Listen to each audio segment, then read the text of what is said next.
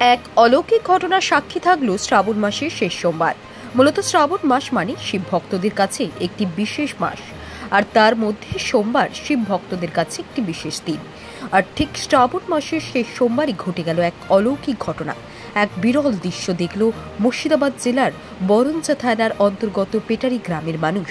মূলত শ্রাবণ মাসের শেষ সোমবারে পেটারি গ্রামের মঙ্গলচণ্ডী মন্দিরের গর্ভগৃহে যে শিব ও মঙ্গলচণ্ডীর মূর্তি রয়েছে, সেই শিবকে জড়িয়ে ধরে বেশ কিছুক্ষণ পুজো নিলেন এক বিষধর সাপ। আর তারপর গ্রামের মানুষ একে একে সেখানে পৌঁছাতেই সেই সাপ শিবের পেছন দিকে আশ্রয় নেয় বলে দাবি করছেন ওই গ্রামের মানুষ। তবে 100 বছরের এই প্রাচীন মঙ্গলচণ্ডী মন্দিরে এই বিরল দৃশ্য দেখতে ভিড় জমিয়েছিল বিভিন্ন এলাকার মানুষ।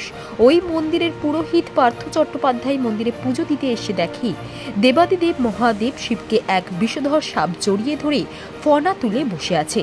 আর সেই খবর জানাজানি হতেই ঘটনাস্থলে একে একে ভিড় জমায় বিভিন্ন এলাকার মানুষ।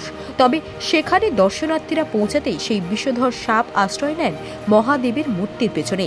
তবে এই ঘটনাটি কতটা অলৌকিক বা কতটা যুক্তিযুক্ত, সেটা দর্শকদের নিজ নিজ ভাব প্রকাশের উপর নির্ভর করবে।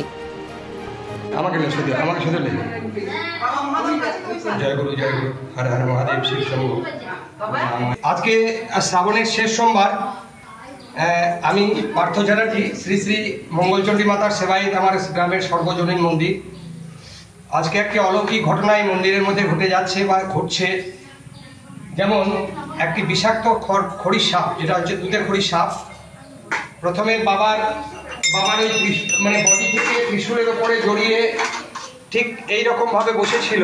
আমাদের গ্রামের এক বধূ, সে পূজা দিতে এসেছে সোমবার, সে কিন্তু সর্বপ্রথম তার চাক্ষুষে আসে যে একটা বিষাক্ত সাপ একদম ফোনা বিস্তার করে বাবার বডি থেকে বাবার ত্রিশূলের ওপরে চেপে আছে।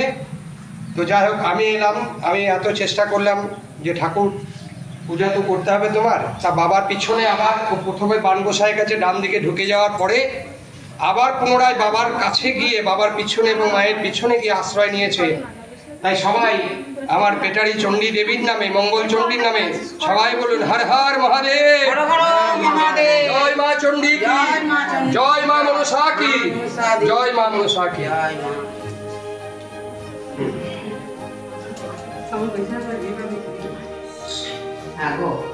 কোনদিন আমার দর্শন হয়নি। হরে কৃষ্ণ হরে কৃষ্ণ। মা কোনো ক্ষতি করবে না।